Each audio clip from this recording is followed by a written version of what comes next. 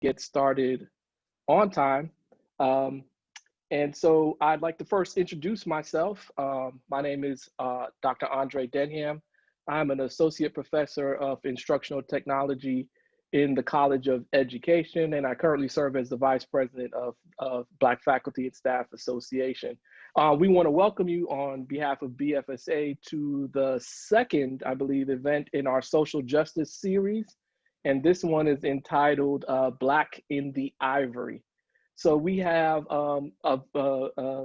three of my colleagues here at UA that are going to participate in the conversation, but everybody's going to be able to jump in and give questions and participate in the conversation as well. So I would like for our discussants to introduce themselves. I'll start with Dr. Harris. Good afternoon. I'm excited to be here. I'm Dr. Nikita Harris. I am on the faculty in the Department of Communication and College of Communication and Information Sciences, and I have been at the university since fall of 2016. All right, Ms. Shaw, would you mind introducing yourself? Sure, thank you. I'm excited to be here as well. My name is Terrika Shaw, and I am the supervising attorney in the Elder Law Clinic at the University of Alabama School of Law. I have been here at the university since fall of 2017. And last but not least, Dr. Mcknight.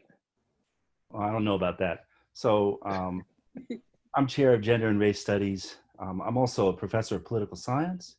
So for the longest time at UA, I've been at UA since 2003. Before that, I was at Cal Berkeley in African American Studies. For the longest time, I was a professor in political science.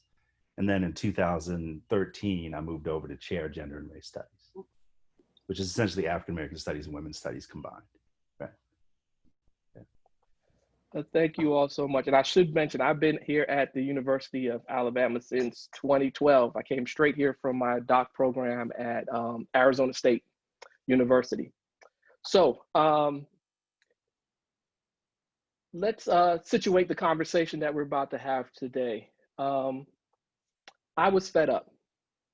These were the words, these words captured the sentiment of Joy Melody Woods, a PhD student at the University of Texas at Austin, as she tweeted and sent text messages between herself and Dr. Sharday M. Davis, an assistant professor of communications at the University of Connecticut on June 6th. The national conversation taking place at that time was about dealing with deadly policing of Black Americans, and it had led these two scholars to a conversation about the racist encounters they had during their academic careers. From that conversation sprung forth the idea for the hashtag Black in the Ivory. Now, before we go any further, I think it's important that we define the term the ivory. So the ivory in this instance is a shortening of the term the ivory tower. Metaphorically, an ivory tower refers to a place where, according to Stephen Safin, it is where people are happily cut off from the rest of the world in favor of their own pursuits, usually mental or esoteric ones. So from the 19th century, it's usually been used to designate an environment of intellectual pursuits disconnected from the practical concerns of everyday life. In modern times, we use the term ivory tower in reference to those who seek careers in our colleges and universities, specifically in our academic elite institutions of higher education. So Black in the Ivory refers to being a Black academic working at an elite institution of higher education. In this case, it should also be obvious that the creators of the hashtag come from a US-centric view of academia. So that's where we're going to ground our conversation today. But back to Joy Woods and Sharday Davis being fed up. What were they fed up about? Well, I'll let her tell it in her own words. When asked by the Chronicle of Higher Education on June 9th about what was going on in their minds as they were first tweeting Black in the Ivory, here is the response from Woods. What is going on in the country right now is that everywhere, from every corner, people are calling for change around the police and policies that are inherently racist toward Black people.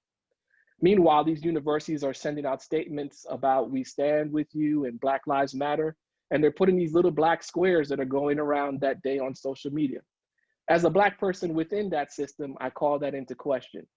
Okay, you're saying this, but how are you going to do it? I was fed up. I was like, I might as well talk about these experiences, because if we're going to call for change in systems, why not academic systems? And Davis replies, we see that this police brutality is happening against Black bodies, but we also know that this is in our own personal lives within the institution of academia. So it's from this lens that we will have our discussion today. I sent the discussants some questions in preparation for this conversation that fall into one of two topics. Where are we now? How did we get here? And what should we be doing, and where should we be heading? So the format will be, for this conversation, will be just that, a conversation. I will be mindful of time, but I want to allow for everyone to speak from their hearts and for the conversation to have a natural flow. And we will leave time for Q&A at the end.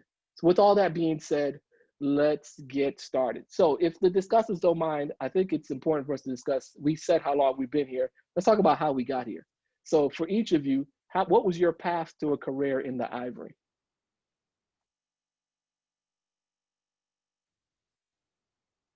Don't be shy. I'll just jump on in there and start. I always tell people, I would not probably be a professor if I had not attended an historically Black college and university as an undergrad. As an undergrad, I went to Clark Atlanta University. Very early in my academic career, I expressed to my advisor that I wanted to become a professor. And this was probably second year. I was a sophomore, age 19.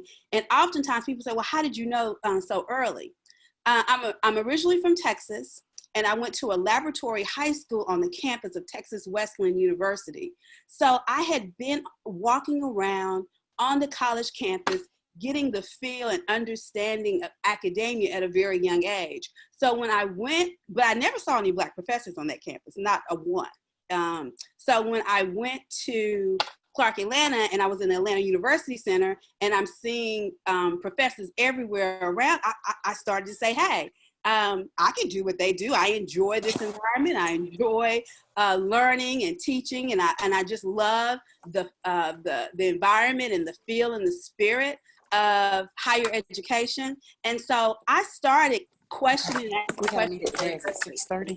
So do that video for Miss. My advisor kind of told me the steps in terms of where I should go. And after that, I left and I went to Auburn and got a master's. And then I started my PhD at the University of Nebraska-Lincoln. My advisor left. I transferred to Howard University, where I completed. But I was also in the Preparing Future Faculty program there through our National Communication Association. And so I went through a series of workshops and experiential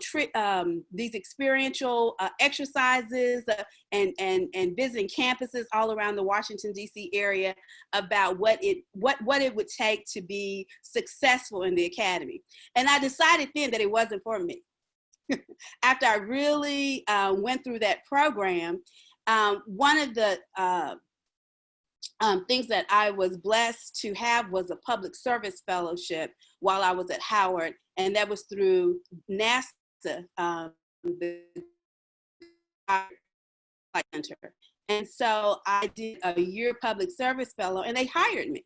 So I had given up my dreams of being in the academy or in the Ivory, and I went into federal government, and I went into training with NASA for a couple of years, and with some private companies that did training. But I still had the yearning, although I lectured at Howard and I lectured at George Washington in the DC area, I still had the yearning to be in that environment full time. There was something that was missing. And so after a number of years, I decided to go and apply. And I was very clear about where I wanted to live, because I had lived a lot of places I didn't want to live, like Auburn and Lincoln, Nebraska. So when I was making my decisions on universities, it was very much related to the population and the culture. It had to have the city had to encompass so many percentage of Black folk or brown folk or folk that look like me. I had to have access to an airport within an hour. So I ended up applying to a bunch of different institutions, and I landed in Columbus, Georgia, at Columbus State University. And just wrap this up, I was there for several years. I decided I was tired again for a number of different reasons. I left, I did consulting, and then the university called me back to work on a project that, a grant that I had submitted. And so I went back, worked for them for 4 years. And after that, I applied to the position that I currently have now at University of Alabama. So I've gone in and out based upon a lot of stuff, because I was always looking to find a place that I could bring my genuine self. I can bring who I was in terms of my Texas sassiness, my Black woman, my spirit of being genuine and bringing myself to the table. And I always found roadblocks and barriers, which caused me a lot of times to be very upset. So I've gone in and out. I probably, I don't know. Hey, I have, like I said, I have fought battles. I left, I've come back in, and here I am again now. Thank you so much. Terrika, Utz, either one of you want to take that same question? How'd you get here? What was your path? Thank you for deferring to me, Dr. Mcknight. I do not have a story like Dr. Harris. I haven't been in and out, all around the world. I always knew I wanted to be an attorney. That was the only dream that I had. When I was 4 years old, I wanted to be an attorney. I never thought that I would be in education, specifically in education around training lawyers. That was not something that I thought I would do. I did also attend a historically Black college and university for law school. And I think seeing those professors and being around legal scholars like that, who I believe were doing great work in the state of Louisiana where I went to school, I think that helped. But when I returned from law school to Alabama, my dream was to be a public interest lawyer. I just wanted to work for like a legal aid, or I wanted to work for people who weren't able to afford an attorney. And I did that. Initially, I opened up my own practice and I began getting criminal appointments and appointments in family court. And then after 2 years, I began work as a legal services attorney down in the Black Belt in Selma. And I think that really transformed my life because I saw how the legal system really affected the everyday lives of people.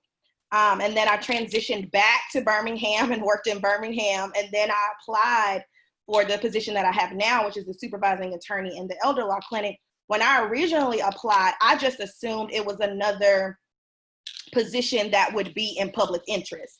I did not think that it would touch students. I didn't think that I would be able to basically teach students how to be lawyers or to think critically about how the legal system, specifically in civil litigation, affects everything that we do here in the state of Alabama. And I have just been granted the opportunity to kind of have this path open up for me. It wasn't something that I set out to do. I wasn't like Dr. Harris and said I wanted to be an educator. In fact, I was not, somebody that did great in law school.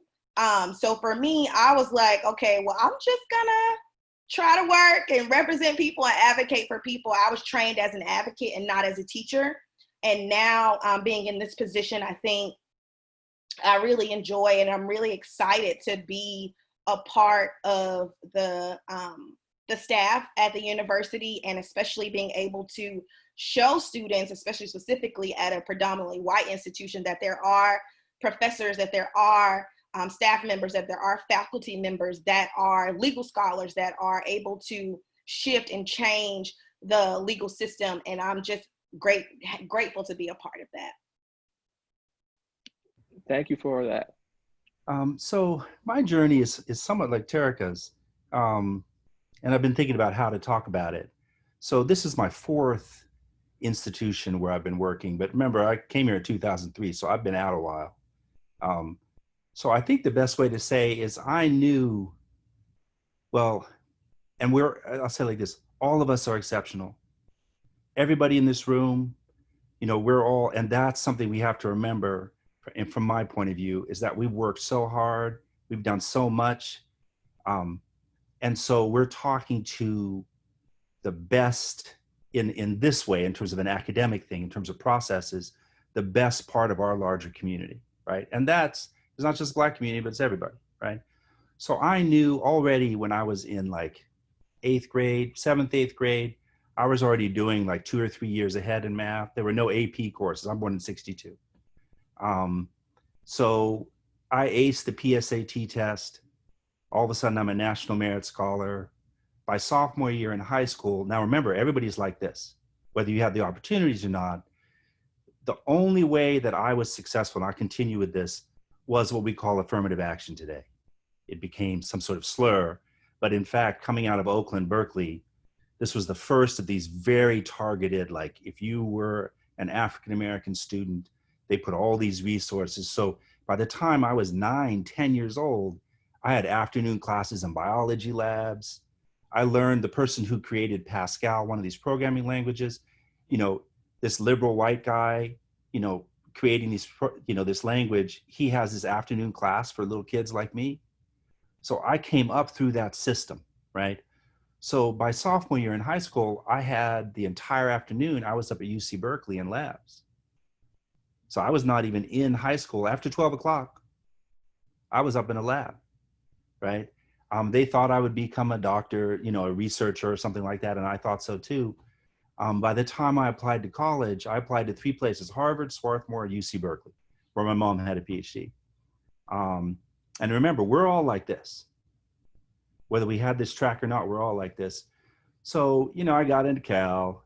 I did half the application. You know how Black people are. I did half the application. There's so few of us that all of a sudden I get an acceptance in the mail.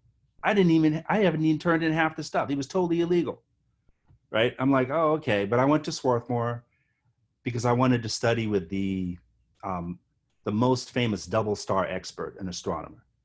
I was very targeted.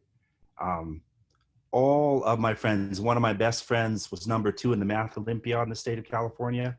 He went on to get his PhD. This is a Black guy, got his PhD in math and computer science at MIT. Almost all of my friends were like that. They became professors and successful, right?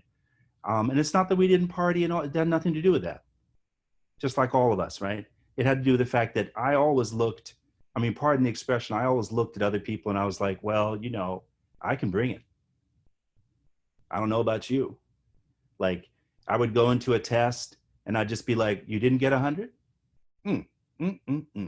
Right, like this. So that meant that I always felt, because I also, and there was another thing, is that through those programs, and this is a tribute to the type of thing we're doing right now, meeting incredible Black faculty members at UC Berkeley and elsewhere who actually, here I am, 10, 12, 14, 15, 16, and they're training me on the computers and they're spending all their time in the afternoons, right? They're driving us around if we can't get there by bus. They're doing all this stuff. I knew that I could be an academic.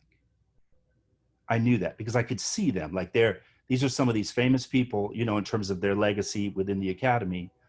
Like some of the people in this room, like Trudy Harris, for example, people who have paved the way, you could see, right? So I knew that I could be an academic.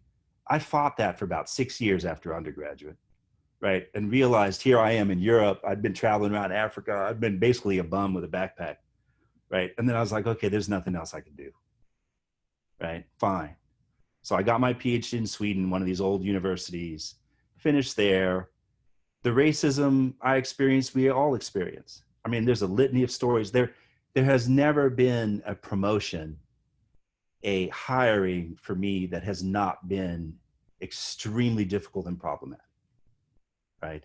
I have been fired from places with like 800 students protesting in a downtown city on my behalf, like all this stuff, like all that, that's our life, right? Okay. So, in some ways I would like to speak to the fact of these people who helped me along and our sense of community and how we have to help one another. We all have those experiences. And I found that some people, they don't have the emotional bandwidth. I understand that, to be of assistance all the time. That's okay, right? But we should accept the fact that some of us do care a lot in a certain type of way and be supportive. If I can't do it, like I don't know, I'd love to have my students work in the clinic at the law school here at UA, right? My undergrads, it would blow their minds. There's not space for them necessarily, right? But I know that if I reach out and Terrika goes like, there's really not, it's not possible. Instead of getting irritated about it, this is a fake example, right? Instead of getting irritated about it, I realize everybody's got their job. We need to be more supportive of one another. That's what I'm trying to say, right? And so I knew, though, it was easy. Academics, being an academic is easy. Like, I know the reading and writing process. My mom's got a PhD from Berkeley, comparative literature. I know she reads, 3 books a day, right? I'm fine with that.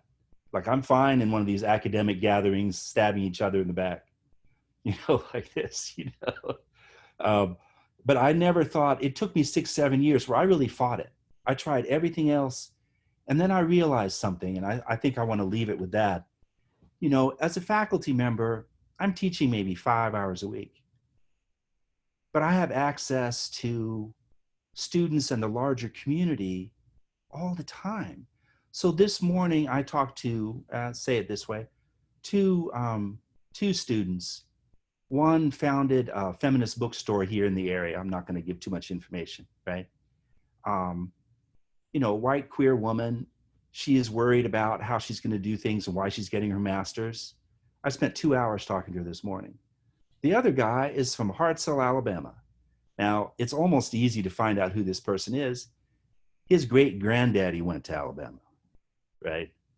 His whole family are criminal lawyers up, He said, well, I just have to lean over in the pew to talk to my House of Representatives, like this, right? And he's like, I want to go and do corporate law. Now, this is a young white man, right? And he's sitting there on the bench with me over by Manly Hall at Alabama. I spent 2 hours talking to him about how he should apply to law school. Now, we reach out to our community. As chair of gender and race, we do, right? I do it, right? But we also have access to a student who 60 years ago would not even notice me. He would not even notice me. And here he is, he's like, I'm a legacy. And he says, that's why I don't want to go to UA Law. And I'm like, no, let's see if we can't, right? But otherwise he's like, I want to go to Harvard. And I'm like, okay. We send plenty of students to Harvard, right? So I just want to leave it with that, like our access to community, to give back to all types of people. As Black people, and of course I'm going to be committed to community, right? But part of that community thing is changing the larger conversation. And we have access to students where we do that work, right? Okay, I'm going to stop there. Thank you. And we're going to get back to that community piece. I'm glad you brought that up in our second segment, but I want to kind of recenter us a little bit, and then we'll take off from there and let it flow in terms of what got us here, which was this hashtag, right? So if you remember what I read, they were both fed up about what was happening. So I want to know what was everybody's thoughts. So spin back to June. This happens early June, right? This is June 9th.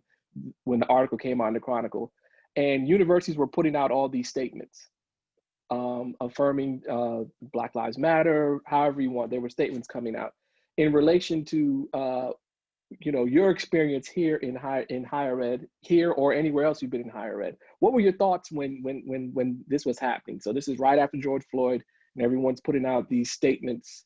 And we had the blackout on social media where everybody put the little black squares and all of that. Just general thoughts around that. Where has everybody been?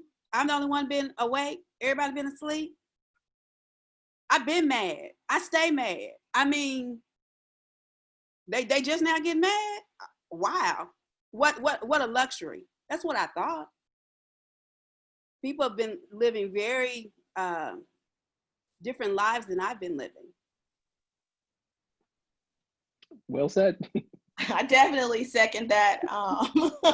As a Black woman, I feel like I don't have the luxury of being able to kind of not think about these things or not operate in a world where I'm always confronted with these issues. I think what I was disappointed in was like what Dr. Harris said. I was disappointed in the statements, because everything started with, we're shocked and appalled about all of the violence and the injustice. And I'm like, how are you, like, we've been dealing with this since, you know, let's just say since civil rights. So we've been dealing with this since the 60s, really before then. And now you're saying you're still shocked and appalled. Are you shocked because we're still dealing with this? Or is it like a shock because you thought we were past it? Like, that was the only thing that I struggled with, was that these institutions, these companies, these corporations were now trying, it was almost like they were promoting like Black lives and everything, but they weren't taking care of their people. They weren't taking care of their workers. I just was disappointed in how it was presented, you know, and like the black squares and all of that. Like, it didn't satisfy me to see that, like to see people post black squares or to post, you know, Black Lives Matter, especially when I know, like, you're saying Black Lives Matter, but then you're mistreating people that work with you that are Black and brown. So it's just like, what are we really doing here? And I also want to say is that it also, I was born in the late 60s, and so my mother was born in the late 40s. And so it brought to my attention how we've done a poor job of educating or teaching history. That really slapped me in the face this go around. There were so many things that people were ignorant about that are so key to our condition today. Even people, minorities, you know, they just don't, and if you don't know your history, I mean, I don't even understand how you know who you are. And so that has really slapped me in my face, coming, you know, from parents who went through the civil rights, and that they really pushed in my household.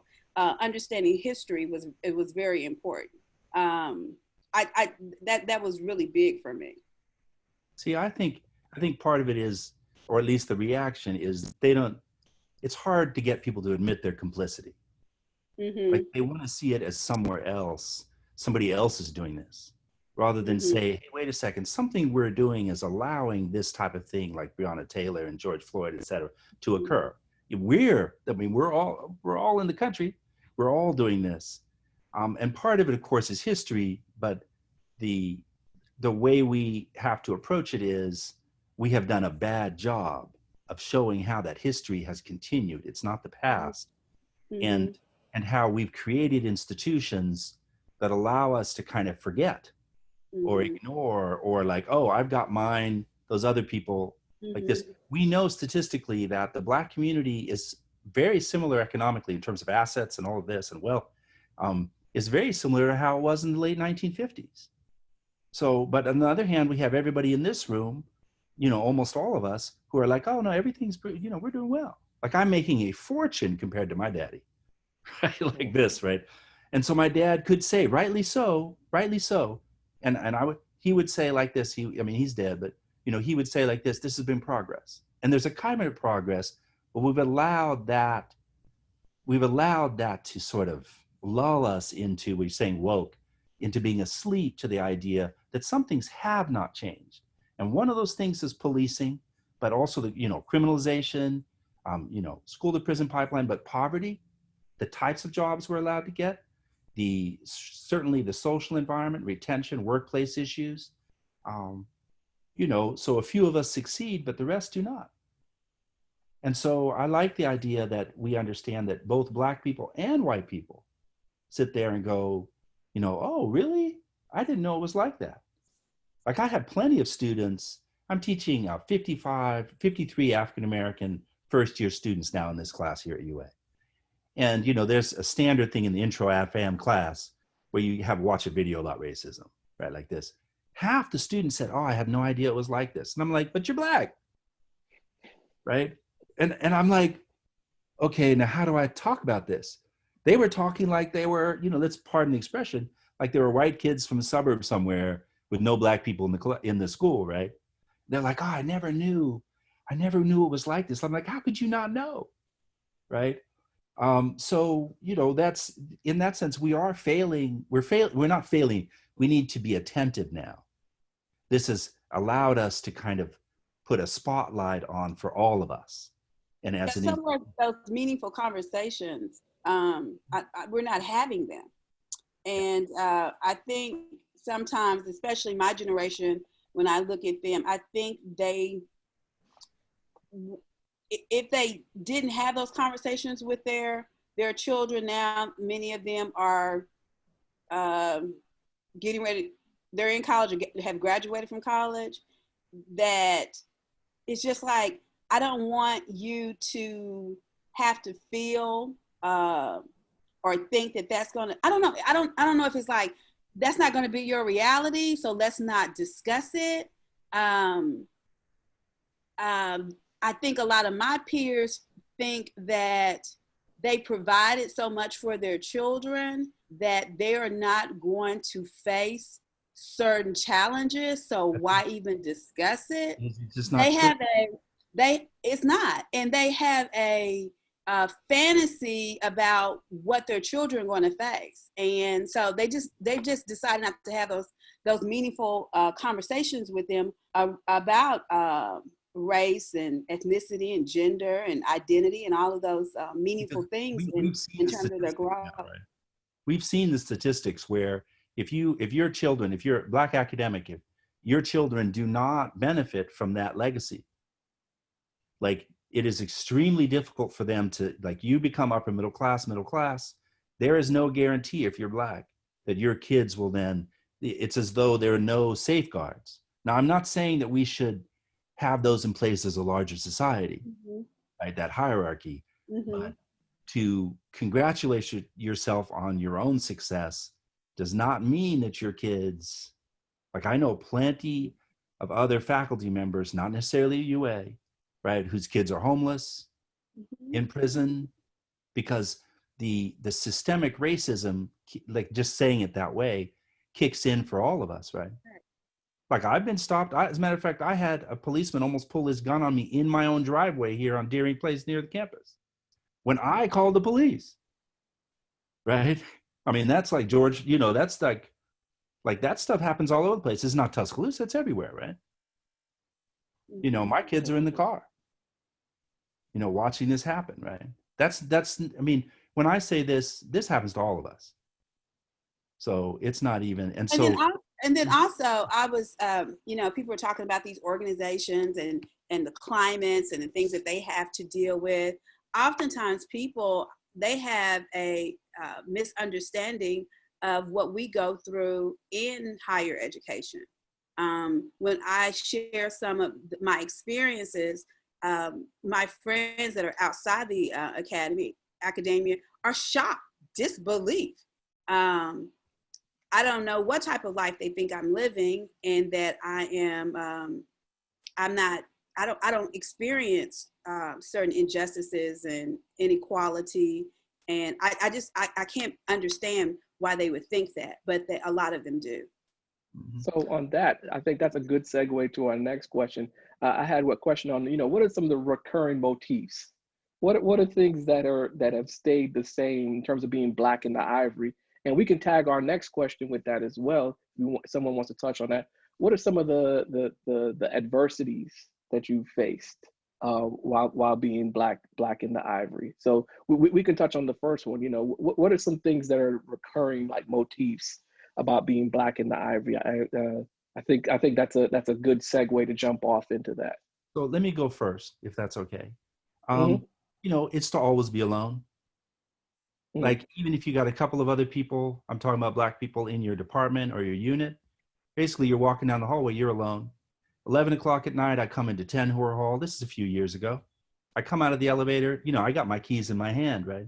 It's not COVID, right? I've got my keys in my hand, and I meet two young white men on the 3rd floor of 10 Hoare going into my office in political science. First thing they say, they meet me right there in the hallway, just out of it. They go, "What are you doing here?" And I'm like, I jingle my keys. I say, "My office is down the hallway. What are you doing here?" Right? And they go like, "Oh, we're here. We're supposed to be here," like this. And they have some sort of thing like this. And it never occurred to them or to me to be able to say, "Look, you're actually not supposed to be here. Why are you roaming around on the 3rd floor of this building?" They fully felt the right to challenge me, right? Like this, right? And let me be clear about this. I'm worried. Just because somebody's white doesn't mean they're safe, right? Like I got 2 young men hanging around in the department, 11 o'clock at night. I was like, oh, like of course, I take care of myself, all that stuff. But you know what I'm saying? Like, but their assumption was that they were safe, that they were an authority, as opposed to the professor who at that point I'd been here probably 10 years, right? You know what I mean? Like, so that's just an example of walking through the hallways and people don't say hi because, you can't be a professor. Yep, Right. like you don't belong in this environment. That's and if right. you do belong in this environment, then you need to follow the rules, That's right. whatever they are. That's right. That's right. And those are not set by us. Mm-hmm. Mm-hmm. I read an article where it was saying that one of these motifs that, and in terms of the black and the ivory tags, that some people got along those lines, Dr. Harris, was that folks would say, "You're lucky to be here." Mm-hmm. And to me, I've actually had students write stuff like that in my teaching evaluations. It's Mm-hmm. very clear, like, you've been given the opportunity to be here. So this is the way that we expect for you to teach this course, if you're going to stay. Oh yeah. And I'll give an example from UC Berkeley rather than Alabama, because it's easy. All right. Right. So I'm driving, I'm about 2 blocks away from my office, right? Cops pull me over and I'm like, and they're like, "What are you doing here?" And I'm like, "I'm going to my office." Right. They have my driver's license right there. They have all the information, right? I know they do. And they're like, "Really? So what building is it?" Like the building's right there. 13 floors. It's right there. Like there's the building. Like that's where I work. Are you sure? So they challenged me for like 15 minutes. Even then I must have been 38, 39, I'm not 25, et cetera. You could tell I'm like a professor. I'm the most boring person imaginable, right? Like this. I had to basically fight to be able to legally park my car, take my keys and go to the office. As I walk on the campus, the police officers looking at me, like this, right? That's just normal. So meaning that's outside of the campus also, right? That was common at Cal. That was very common, that type of stuff. Now, the difference is at UC Berkeley, you've got less than 2% African-American on that campus. So you could walk around all day and not see another Black person, right? Alabama is doing relatively well with that in terms of numbers. Where people are in the different units is different, right? Okay. And remember, we're talking about more than 1/3 of the population is African-American in Tuscaloosa. So a number like 5% Black faculty, that's not good if you're talking about 30-something%, right? Like this, and also in the state, right? Like we're not representative at that level.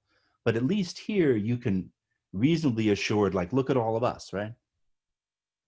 We could not have this meeting we have right now. We could not have that meeting at UC Berkeley. So it's all relative. It's a very subtle, complex problem, right, that we have to address, right? But that we're outsiders. What would it take for us to be on the inside? What would it take? I'm glad you. Yeah, go ahead. Oh, I'm sorry. I'm glad you brought up the UC example, and Ms. Shaw, if you want to jump into on this, please do, because I was having a conversation with a colleague here at UA, and we were talking about something along those lines, and talking about and he made the point that there's no utopia in higher ed, right? Like there's no where you can move in higher ed where you're immune from any of this. And I think it's good to bring that up, because the South, rightly so, we get in Alabama, we get issues, like we get comments about that, but it's good to point out that it's happening to other places. Ms. Shaw? Yeah, I'm glad that, you gave that UC Berkeley example, because I think, I'm a person that grew up in Alabama. I'm from Alabama. My grandmother is from Selma, Alabama. So I grew up with people that talked about those kinds of issues like civil rights, and they were, they marched across the Edmonds-Pettus Bridge, and my grandfather was not allowed to walk into a courtroom in Alabama. And, I got a job in Selma and was able to walk in the front door and represent people. But similar to what, you both were saying, is that there's this belief that we don't belong, that we are lucky to be here, or especially if you're a woman, there are some things that you did to get here that might not be savory. Also, like even thinking about the populations of students at different places, like at my, at the law school, I've been at the clinic since 2017, and I think I've only had 4 Black students. And I have, 10 students a semester and returning students. So just even that, how we're siloed even within different departments, different schools, you just see how that manifests itself. How would the students feel if they don't get to see representation for themselves, if they don't get to see Black faculty and staff in the law school? It's only like 4 or 5 of us. And then they come, and then it's like maybe 10 of them, and then they don't feel supported, but then they're also watching how, we're struggling or fighting against the system or fighting for promotions or dealing with things like that. I think it provides a cesspool basically of like that you don't belong, or that you have to, you have to fight extra hard. We all know about the Black tax, that we have to do 10 times more to even get a shot. And so I think like what Dr. Mcknight was saying is that we have to provide community within our own places. Like I know that I do my best to reach out to those Black students because they may not take a clinic, they may not see me, but I make sure that, I'm a part of, the BFSA. If Dr. Mcknight wanted me to speak to his class, or if his class wanted to do something with my class, I'm trying to make sure that we're all collectively together so that they're able to see that representation and that we're able to foster community among each other, because that's what we need for sure. And So I'll say it like this. Hold on a sec. Mhm. See, a lot of people feel like how it began with this ivory tower. They believe that when you're in the academy, all the movement stuff stops. All the community stuff stops. And in fact, this is a larger institution in which we can work through all those issues and develop our community in the relative safety of decent job security. Like for a lot of people, there are very explicit processes, and you go through those processes and you can within that create community. After 50 years in the academy, for us, we have to explain, why did we fight so hard? Like if you think about, stand in the schoolhouse door and all this, why did we fight so hard to come to Alabama and all these other schools, including UC Berkeley and Stanford and Harvard and all this? So the verdict for us is, the reason why we fought so hard is to continue to do that work through the resources that the academy provides for us. So all of us here, we are using those resources to reach out to the larger community, but also amongst ourselves, come together and foster the next generations coming through our classes, right? And so what we do is, Terrika, it's wonderful. Like you come talk to my class, these young men, they're 18, 53 of them. They got 2 things they want, business and engineering. They've lost their mind, obviously, but business and engineering, right? Like this. But all of a sudden they have you come in there. I'm just saying it's an idea, right? Or anybody else in this room, right? They would come in, and all of a sudden this 18-year-old who, is from Winfield, Alabama, used to extreme prejudice, right? Like there's a railroad track and he doesn't go on the other side of those tracks. Here he is at Alabama and he sees you and he goes, oh, this is a new world.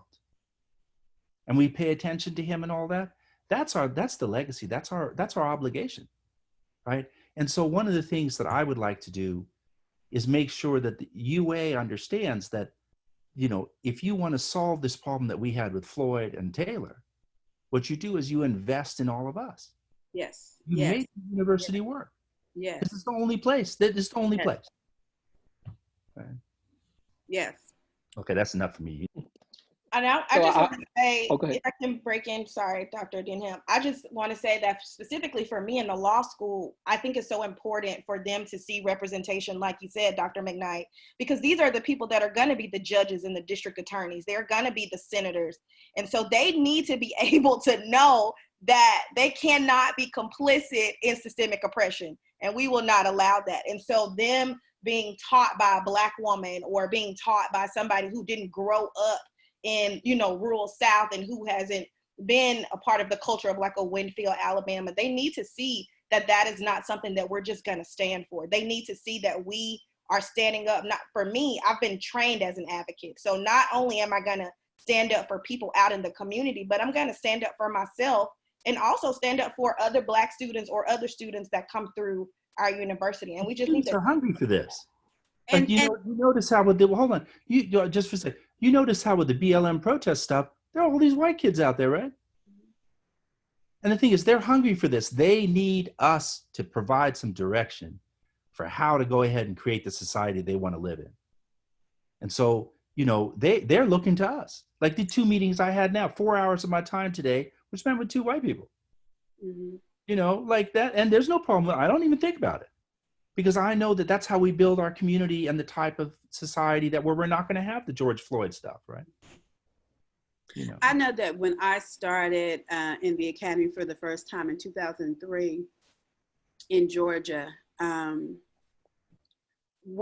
the thing that I struggled with the most was always being told, if I was going to get tenure, I had to be quiet, or I couldn't speak on certain issues, or I had to do this, or I had to do that. And that almost drove me crazy because it was just not who I was. And it took a while until I came to and I would look around at other faculty, and I'm just being honest. I would look around at those that followed the rules that they made up, and I would say to myself, I don't want to be like that. I can't do this. That's not who. I had a very strong sense of identity, and that is what pushed me to either I'm gonna bring it, you accept me, or it is what it is. And have I suffered consequences because of that? Yes, but at night I can go to sleep and sleep real good, okay? Opposed to going against who I know I am and then up all night worried about not speaking my truth. So, go ahead. Okay, go ahead. No, we're flowing. I feel like I keep on interrupting. And Go. You, all 3 of us know, because we've been in this for a while, right? You know that a Black person who goes ahead and jumps left when they say left, you're not protected. Like, you're fine as long as they think that you're doing the right thing. But who knows what they think the next day, right? Like, actually, we made a mistake having you jump left. We wanted you to jump right. And I'm talking about, we wanted you to work in this committee, but actually know this stuff. And why can't you do that? When are you're going to say no to me? Excuse me? Right? We've got lots of stories. I've been at Alabama long enough, so I'm not going to tell those stories, because I don't want to talk about my institution, right? But I've got plenty of stories from other places where people required a certain type of obedience, right? A certain type of like, well, we've hired you, the gratitude idea. We've hired you, so now there's some Black students who we can't really mentor, where we say B is for Black because we don't know, we give them a B because we don't have any way to engage them, right? I'm not talking about Alabama, right? Okay.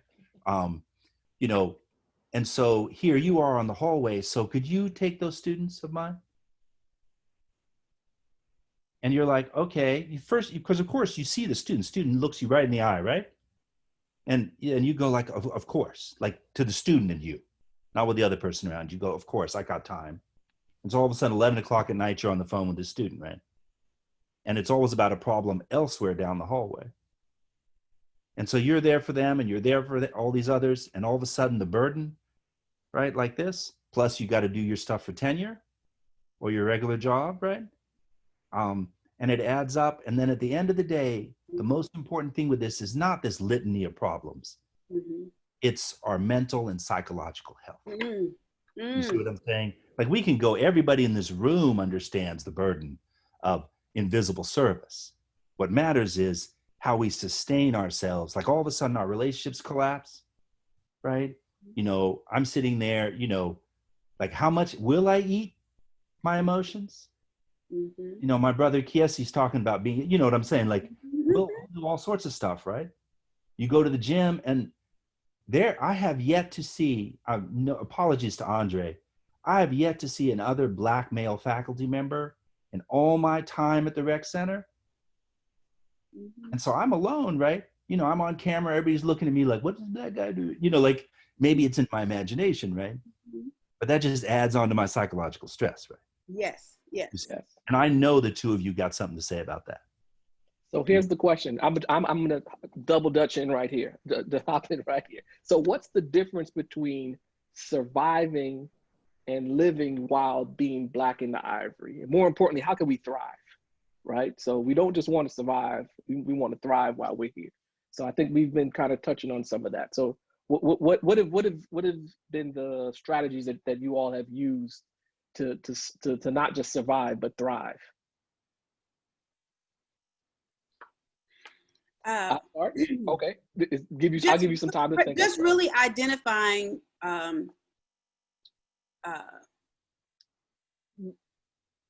I'm gifted, what I've been put on this planet to give back. And I mean, I just know what I'm supposed to be doing and what's important, and making sure I check in and understanding, am I doing the work that needs to be done, thinking about why I'm here, bringing my whole self to the table, and not being afraid to do that, and doing the work. And I think about my legacy, and I always think about, what do I want people to say about me when I'm gone, or what I want my students to achieve, and am I doing that?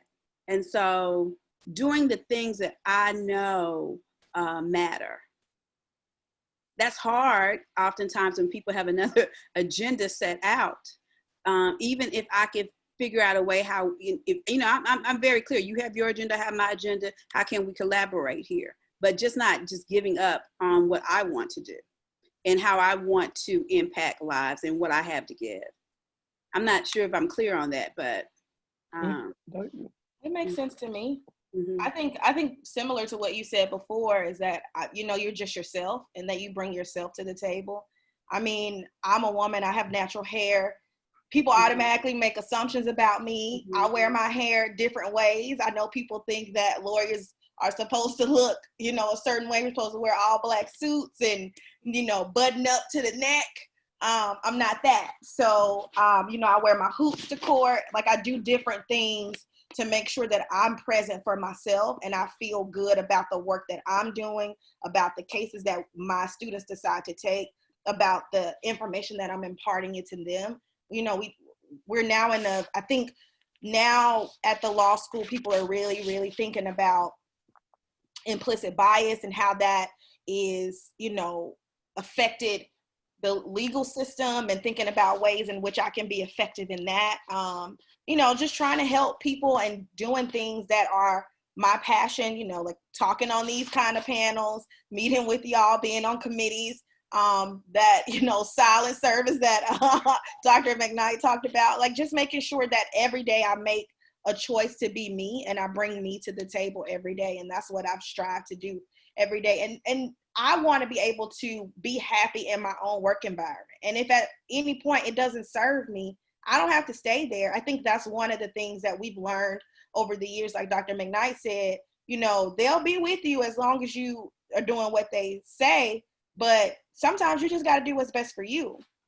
And therapy works as well. Let me throw that out there. And having a balance is important for me. Sometimes I see, and there's nothing wrong with it, I see some people that just really give their lives to the academy, and I just have other interests, and I'm very diverse, and you know, I've left administrative positions that I felt that were really invading on my personal time when it came to like family and personal things. And a lot of people said, "Oh, you need to be in that role. You're good in that role." And I made a decision. Yeah, I can do it and I can be successful, but it doesn't really work for the type of life that I want to live. And I'm very clear about what type of life I want to live. So also, I think like this. I mean, there are two things that I would like to say in this right here in this community. One is we should not be blamed for being private, because our privacy is our survival.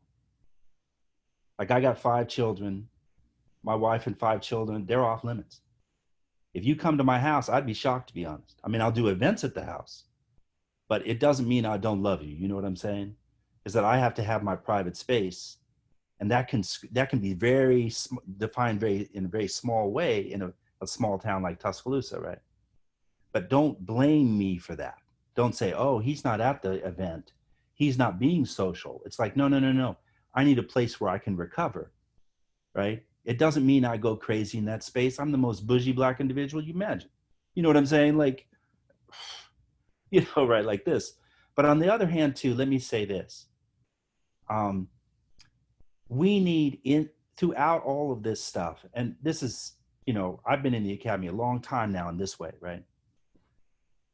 When everything is difficult, if we don't have white fellow travelers who will sit there and say, I know he told you to jump left, but you know, I respect you for standing up, or I'm sorry we put you on that committee and you're an assistant professor and you had to make decisions that would get you in trouble politically, you know, and as the result, we're going to try and protect you, right, from the fallout of all of this. Without our fellow travelers, and they can be people, you know, Black people who are higher up, right? But we also need white people in the university. We know they're there, but we need them to understand that they have a role. And that role is, if, you know, not just sitting there going like, oh, it's too bad it happened, but instead like, no, no, no, no, no.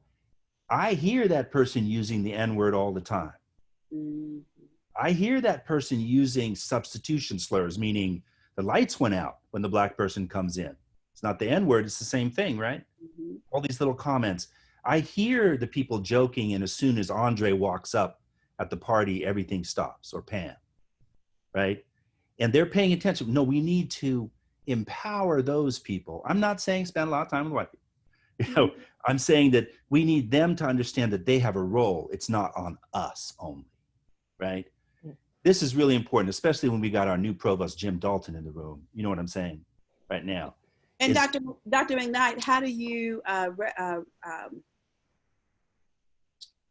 what would be your recommendations to a new faculty? I don't mean to take over your job, Andre. What would be your recommendations to a new faculty? I mean, because basically you're talking about we need advocates, people that are going to advocate for us when we're not in the room.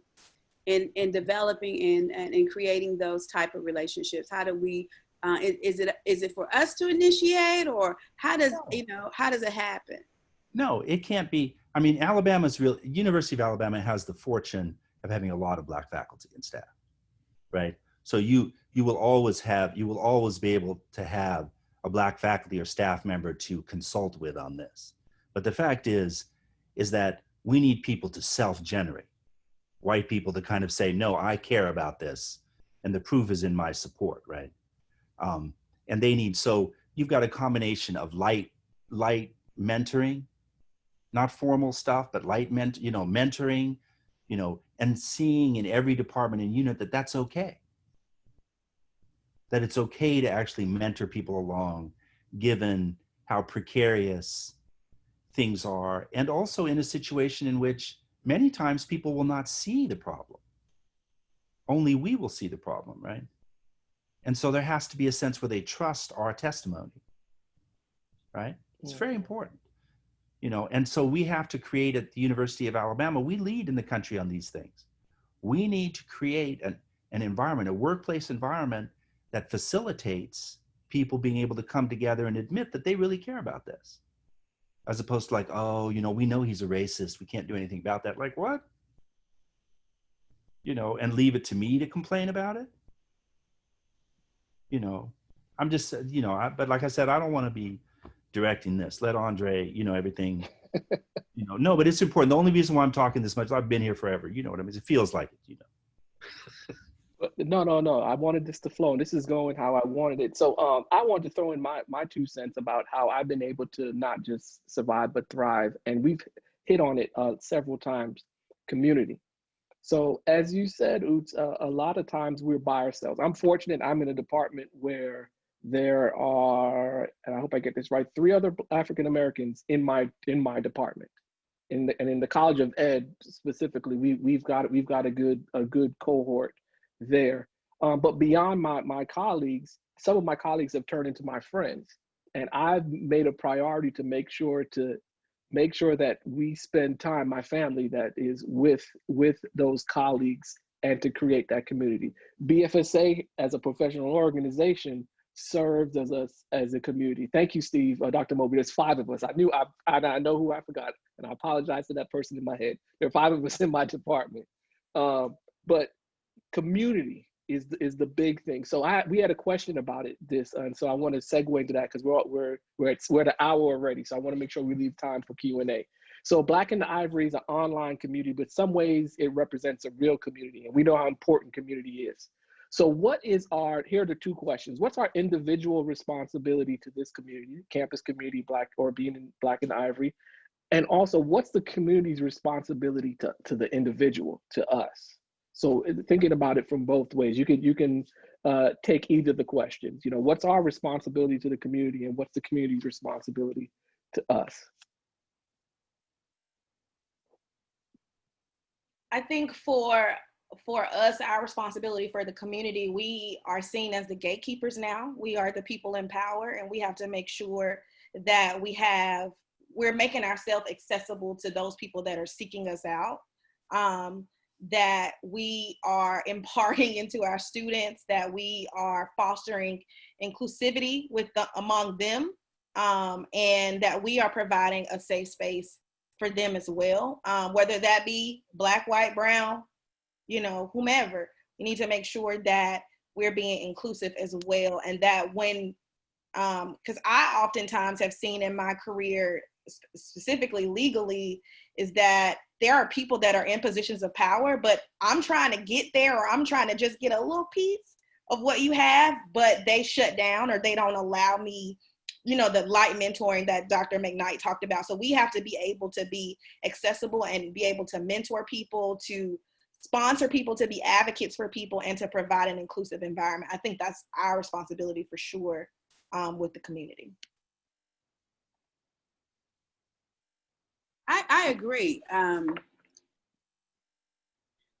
The institution I worked at for 10 years prior to coming here, it was a shock. It was a shocker to me because I was very active with their organization, similar to the Black faculty and staff, and it took me a while, but I really understood that people were afraid to really be a part of that. They wanted to be a part of it in theory, but not really build community. And so I kind of gave up on that. I was disappointed. So when coming here to UA, having to build a new online program where it wasn't really welcomed by a lot of the faculty members. So my first couple of years, my head was in the sand, just working really hard. But now that program is up and moving, I know that my responsibility now is to connect more and to build that community. Since I have more time, but I just didn't have it at first, and I didn't really seek it because I didn't know what was going on. I didn't want to really be disappointed like I was before. But having forums and being able to see an organization that's doing different things and having programs and stuff of that nature is a good way to kind of build in community. And so I'm thankful for this organization and thankful for this panel today. Because I'm pretty sure there's somebody out there that was like me when I first came. So I'm always, I personally, I try and be really generous.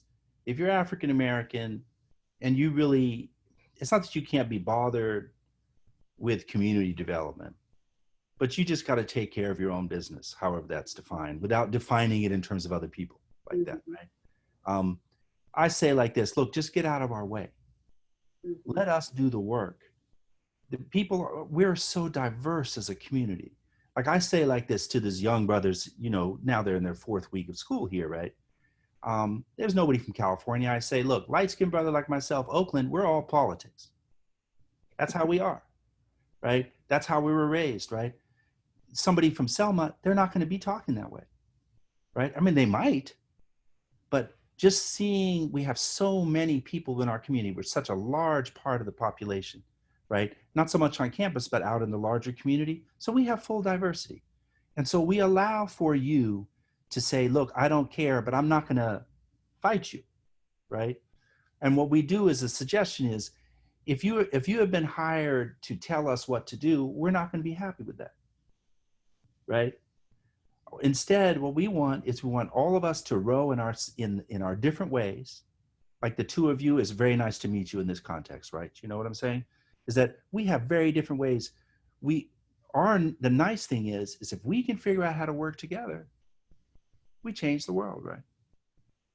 And we have so many students. All we need is one student. And instead, we have 10 students. And I got Pam and Trudy and a whole bunch of it. Kiera Somerville, who's responsible for the bridge program where those young Black men are in. Right? I've got all these people. I mean, I recognize all these people in this community, right? We're all working together, but it doesn't mean you have to be doing that.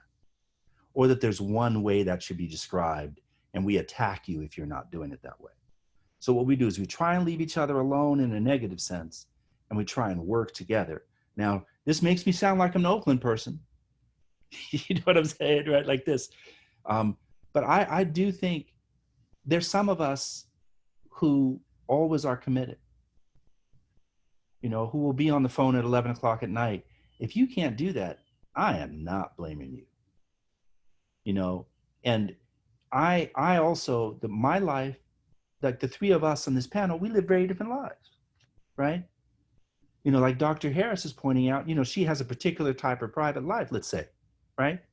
So we're all going to be, but we're all going to be so different. And so different students in different parts of the community appeal to us and we appeal to them, right? And so why can't we get rid of how white people or racism or the institutional processes by which we define racial difference, right? Why don't, if we can set that aside, right? And just try and build a community we could do in spite of that, right? That's what we're supposed to be doing here, right? And that means we need the resources and institutional support from UA. Like, you know, we're the experts in the room, we know what we're doing, right? And we need support, and to the extent that people get in our way, we're kind of like, okay, if you have a better idea, that's great. But don't turn around and say, well, they have a great idea at UNC. I'm like, well, we're not UNC. UNC ain't got nothing to say to us. Like that, isn't that North Carolina, South Carolina, something like that? You know what I'm saying? That's like saying California. You know, I'm just saying we have to be careful, right? Because what's happening is that we get erased all of the expertise, like the expertise we have in this room, including Rona and Provost Dalton. The expertise that we have in this room, there are schools that would love, they don't have this number of Black faculty and staff. And so we have so much expertise in terms of our daily experience and community building. But not everybody's going to be building the same way, right? Like I've got a friend of mine, her name is Trudy Harris. Now Trudy is tough on students, you know what I'm saying? Like she'll sit there and go like, you can't write, you got to learn how to write. Now Utz, on the other hand, I'm like, oh, don't worry about your grammar. Your spelling doesn't matter. All I need is the content. Well, Trudy says like this, there's no content without the spelling, right? There's no content without the grammar. So we might disagree on stuff, but we're helping the same students. Like I'm good for the students when they're just sitting there brainstorming some crazy stuff. And Trudy is like, I need this to make sense now, right? Okay? Like I know this is true. We got plenty of students, Trudy and I, Dr. Harris and I, who have gone through and done a real good job. Like I'm about to be on the phone with Amanda Bennett, who's a PhD student at Duke in comparative literature. In like 1 hour, I'm going to be on the phone with her talking about her program. This is one of the top programs in the country. She's our BA and MA student at UA, right? Black woman, righteous, powerful, strong, can write because of Trudy, but can think and write because of me. You know? Good say. Okay, now I've gone on too long with this, but I mean, maybe open it up to people, because everybody here is community building. I was just about to say that it's 6:10 and we have about 20 more minutes. So what I wanted to do at this time is to open it up to anyone to ask a question or make a comment to add to anything that we have. If you have a question that you want to put in the box, in the chat, put it in there and I can read it. Or if you want to raise your hand, if you know how to do the raise hand function here, you can do that as well. But we'd like to open up. I think I saw Dr. Foster with a hand already. Go ahead. It's just so funny, the examples of not belonging here just came up. We're doing COVID in our college, and we have a lot of new people in our building. And of course, a young white person, Black faculty was there, and they said, "Can I help you?" And she said, "No," because she's been there longer than him. And then he said it again. He still didn't get it. She said, "No." So, I mean, it happens so often. It's just so interesting. I just wanted to kind of comment on that. But she held her ground, and eventually he sort of backed off. I don't think he still got it, but he eventually, I mean, it would have been easier for him just to introduce himself as a new person in the building and make her not feel like she was out of place. Dr. Foster, I would love to hear your comments regarding thriving in this environment. I like what Utz said about community and really having your own spaces. You know, I have other spaces, sorority, belong to a sorority. I do a lot of community work outside the academy, which keeps me sane. Of course, church is like therapy, Terrika, which keeps me sane as well. But I would not thrive without my colleagues, you know, my Black colleagues who are, and not necessarily in my college. I go across campus. So I have, you know, good friends in nursing and other social work and other colleges. I don't necessarily feel that I'm prescribed to where I am, although Andre, in our division, we have 4 Black faculty in my division and 1 Latino who you know, I helped recruit. But even then, and we certainly have community amongst ourselves, but I always prescribe to going across campus. And I think that's hard for people to do, just time-wise. And that's why an organization like BFSA brings us, for people from all across the campus together. I mean, I met Dr. Harris. We went on a trip to Africa. So we were able to kind of bond. There were 14 Black faculty who went to Ghana, and 14 faculty, and I think the majority of us were Black faculty. So that was a great experience for us, and doing things like that. I know when I went to Cuba, Utz was on that trip with me. So things like that, doing things outside of the box, can be great experiences to really help you thrive. So we have a question in the comment section, and this is for not just our panelists. If anyone wants to hop in, I think I'd be open to that. So the question is, so what do you think our numbers and expertise have achieved for us at UA? And that is the question is, that is opposed to other places where numbers aren't as high. So for those of you who don't know, in terms of our faculty, I think we might be almost double the national average. Utz, am I correct? Yeah, we were number 2. I think it's like 6-7%. Yeah, we were number 2 in the country in terms of proportion of Black faculty and staff, Black faculty. But now we lost a bunch the last couple of years. But, you know, and I'm not the only voice in this on my panel. You know what I'm saying? Mm-hmm. But what we have done, and this is kind of a message across the bow at UA, right?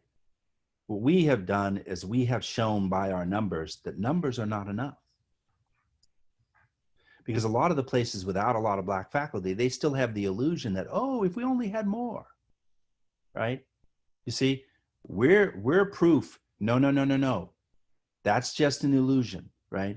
So we say like this in the departments that I'm involved with. We say like this: 1 hire is not enough. 2 is not enough.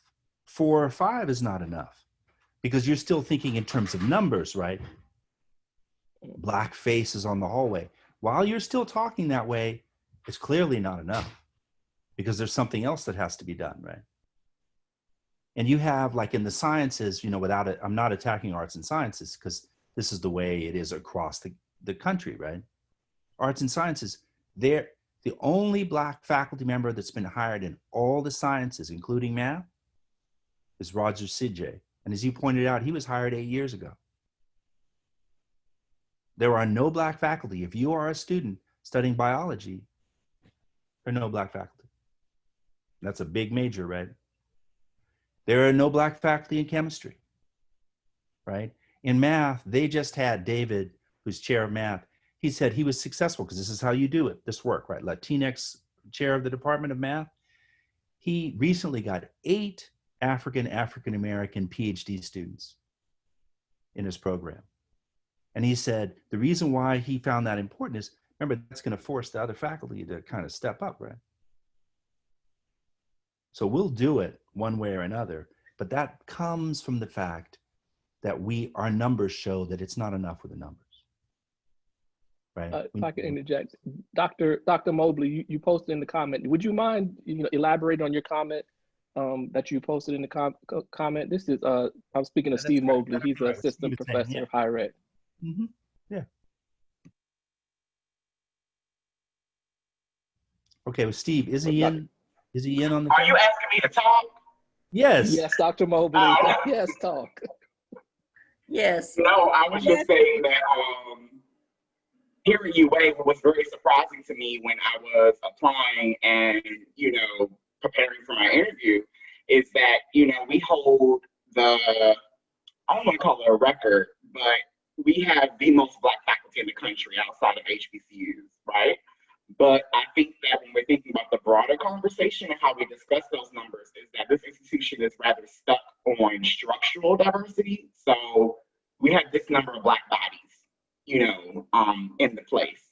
But we're not speaking about retention. I can think about Black faculty who have left since I've arrived here. I'm only in my 5th year, right?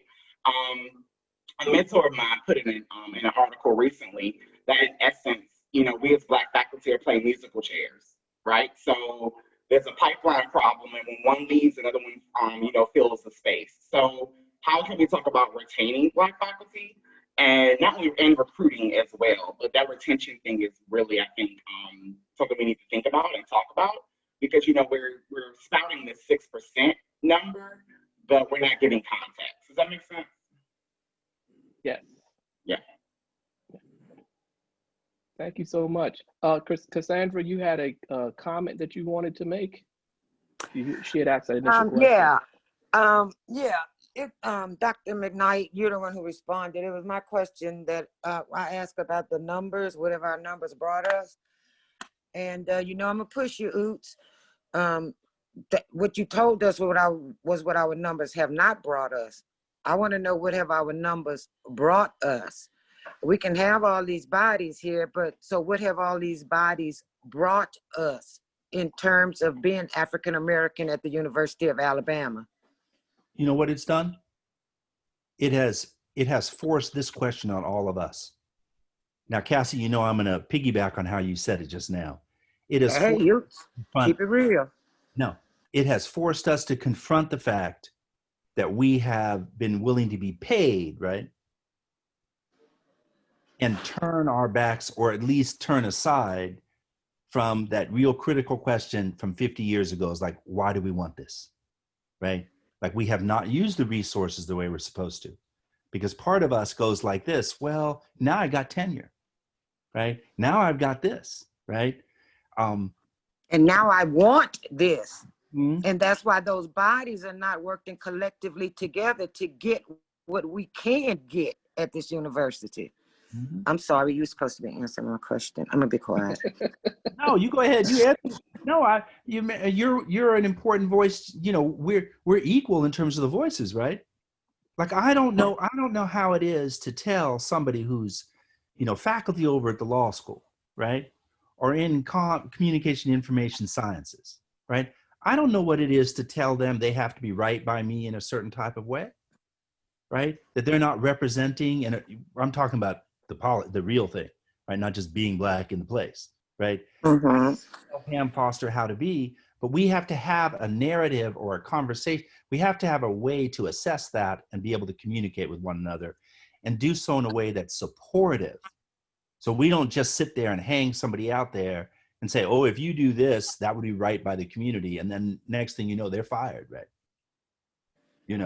Like we have to have, in some sense, we have to have a stronger community, more of this, much more of this.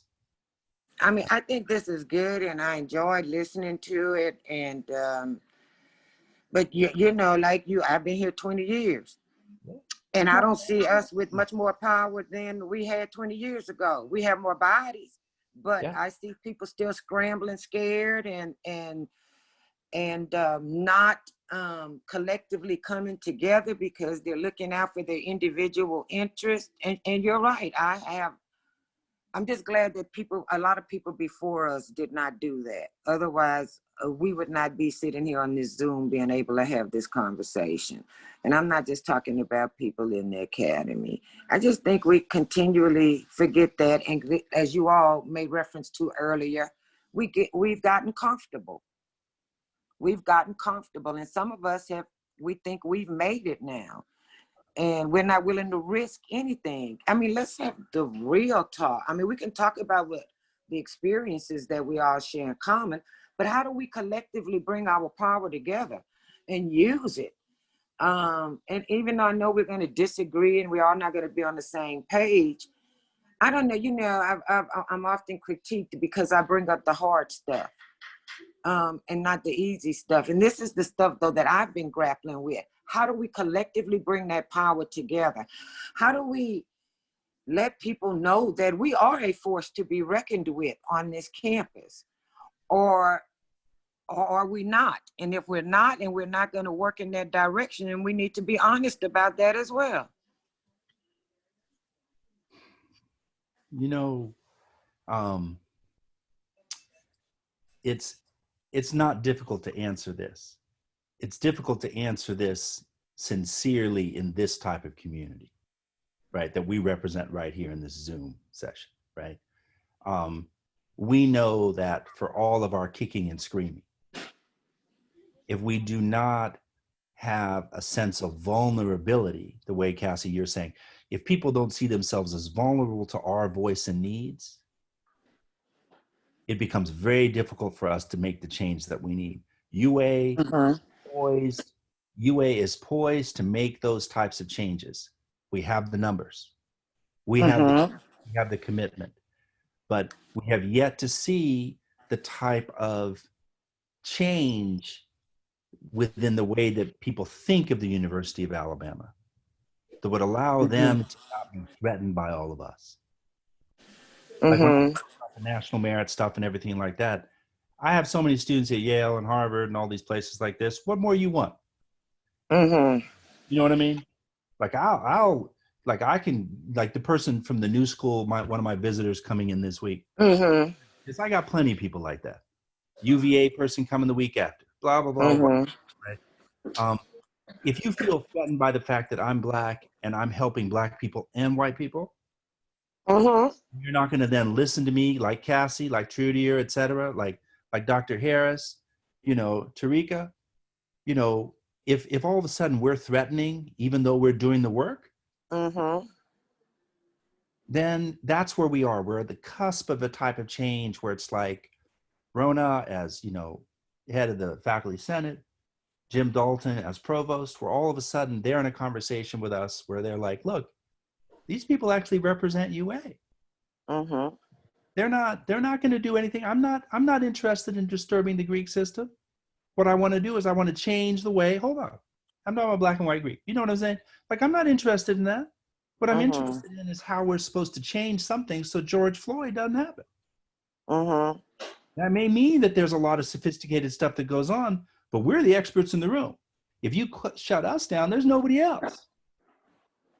Some people would like it like that. So the trick is that there's something that's not moving. And one of the things that surprises me, as much as we have done our protest stuff and everything like this, is that people tend to act as though it's not a real problem that we're representing. If we can just get them, if we just are quiet, the problem goes away. It's like COVID. COVID's still around, right? Like if you don't talk about it, you run around at the restaurant and everything like that, I mean, it doesn't pay attention to us talking about it or not, right? So the type of racial pandemic that has allowed for Floyd and the others to occur, that's still around. Tuscaloosa, Northport is just like Ferguson, Missouri, right?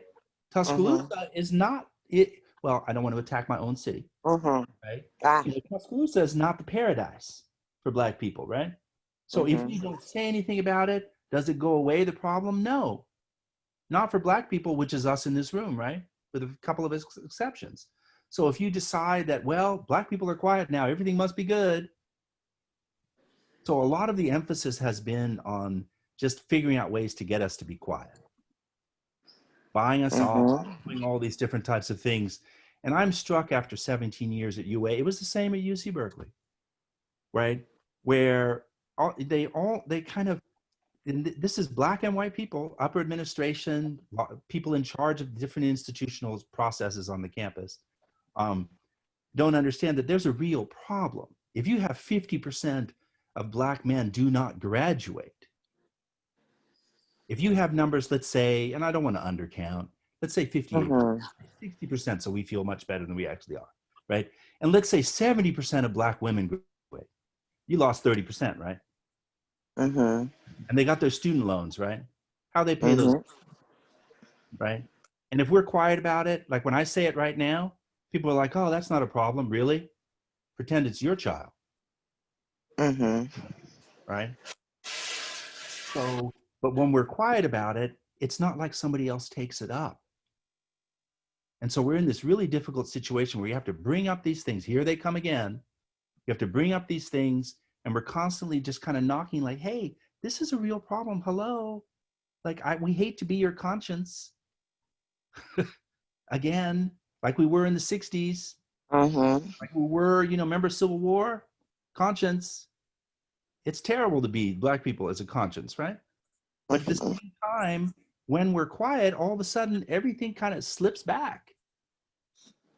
And that's what Cassie is talking about. In all these years, we're still arguing there was a Black cultural center, then there's none. We're arguing for, like, we keep arguing for the same type of stuff because the sense of progress, it's not like we're a bunch of idiots, African Americans, right? Right. Instead, we're pushing against reluctance, a truculence, a type of resistance, an inertia where people are like, oh no, if we change this, we're not going to be UA anymore. And in fact, look around you. We're UA. I mean, you know, I'm being nice. I'm sorry. You are being nice. That's okay, but that's you. Thank you, Cassie. We've got 3 more minutes, and I've got a really good question that I want to open this up to a lot of folks. This is from Janelle Jones, one of our doc students, and she was our GA last year. And her question is, what are the most critical factors you would encourage Black doctoral students to consider as they search for jobs in academia? So as a PhD students or master students, they want to go into academia, what advice would you give them?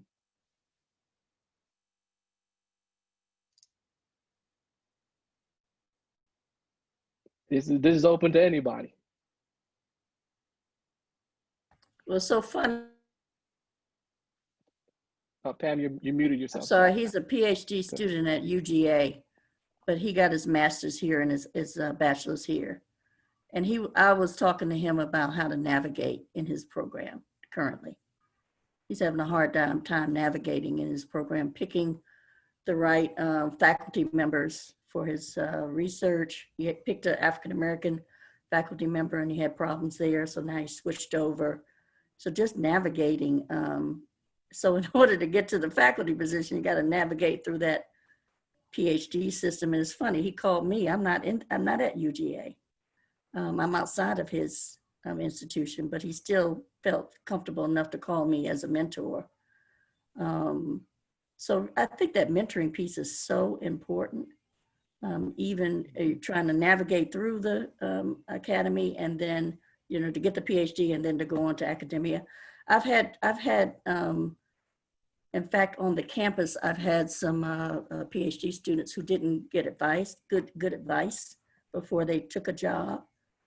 And I just can't reiterate how important it is to really talk to different people and get some advice from those of us who are here in the academy. We know we had to learn by hook or crook while we were here. And so learning how to sort of navigate through that from others is so important. Yeah, I would agree. Mentoring, understanding. You know, I always say the difference between my generation and the current generation is the current generation doesn't believe in wisdom, and I've always valued, and my colleagues value wisdom. And you know, when you're in these systems, and these systems are hard, and these systems will throw all different types of things at you, but it's nothing new. But if you've been, if you're connected to someone who can mentor you that have been through some of those battles, and they can see things and help you process your way through, that has been a saving grace for me. Because sometimes it becomes so overwhelming, and sometimes I may be focused on one thing when there's something else going on. And if you have somebody who is critical and strategic, you know, that can help you move through these systems, that is important. I think for thriving, Andre, I think that's important. And I'll add, Janelle, to that is I think it's the mentoring is the main piece, is the main piece of how to do that. I heard one time someone said that there are lessons that are bought and there are lessons that are borrowed, and you want to borrow way more lessons than you buy. So you need to talk with folks that have been through the process, and talk to a lot of folks, get a diversity of perspectives on it, but especially before you make any major moves that will help you through it. And talk to these people often, because they know where you've been, they know where you are, and they know where you're trying to go. So find those allies, those sponsors, those mentors that are going to help you guide you through the process in terms of, you know, writing how to read a job ad. Because I could tell you, I've been on the search committee every year. The job ad, we write it a particular way, but we're looking for something, and you got to know how to read the job ad to write that letter to get that job, right? You see your faculty nodding, right? But you're not going to know that as a grad student, right? So you need to talk to folks that how to do that, how to handle contentious situations in the department, you know, picking a research topic, all these things. We've been there, we've done it, we guide students through it now. So I think finding that the mentors, sponsors, allies, all those to guide you is how you can navigate successfully being a Black grad student to going to be a part of the academy as a faculty member. All right, it is 6:32. I want to thank everybody. I want to thank my panelists, Dr. Harris, Dr. Mcknight, and Ms. Shaw for participating in this. This was a great discussion. I also want to shout out a couple folks as well. Dr. Donahoe, who is the Faculty Senate President, she's in here. Thank you so much for joining us. And Dr. Dalton, our provost, new provost, is here with us too. He's been here the whole time. Thank you so much for joining and taking part in this conversation. I want to let you know that this is, as I said earlier, that this is part of this is a series that BFSA is doing. This is our social justice series. It's an initiative of our BFSA president, Chad Jackson. Chad, are you on? Do you want to give some remarks? I would like to thank everybody for coming. Thank all the panelists. You all did an exceptional job. Thank you for your transparency, your vulnerability, your experience. Hope the others who were able to view get some experience and get something that they can take with them. I'm trying to work all these screens and all these lives. So thank you all again. Thank you to our guests. Thank you to our fellow BFSA members. This is volume 2 of 9. So please look and make sure that you stay connected on our Zoom platform, our social media platform, our e-blast, and we have all the information on bfsa.ua.edu. And thank everybody. Have a blessed afternoon. All right, and on that note, I want to thank everyone again. Once again, thank our panelists, and thank you so much. Everyone, have a good evening, stay safe, and God bless. Good night.